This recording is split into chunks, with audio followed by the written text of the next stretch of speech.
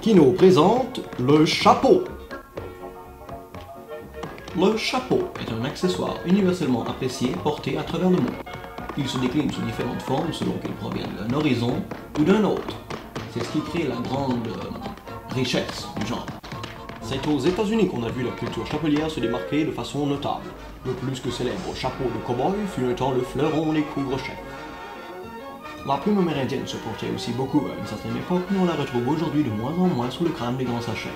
Déterminer la cause de ce malencontreux phénomène semble cependant aujourd'hui plutôt difficile.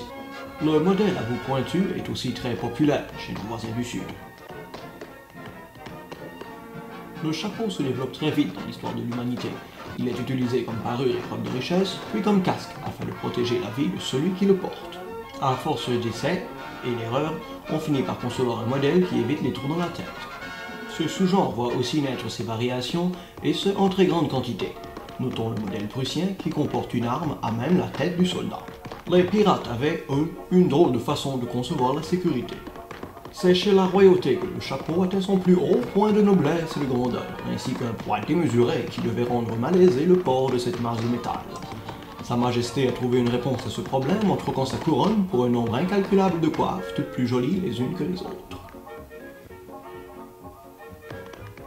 Accessoire des plus prisés dans le monde du 7e art, le chapeau allait aussi bien à Fred Astaire qu'à Charlie Chaplin, qui semblait cependant éprouver quelques difficultés dans l'utilisation de cet outil au maniement parfois complexe. Seuls les plus malins sont en effet parvenus à montrer au grand écran tout le potentiel de cet objet que certains qualifieraient de magique.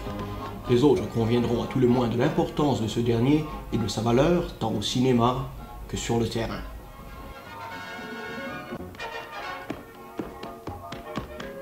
Pour en apprendre plus sur le chapeau et son mode de vie, vous pouvez assister à la projection de courts-métrages organisée par le comité Kino du collège.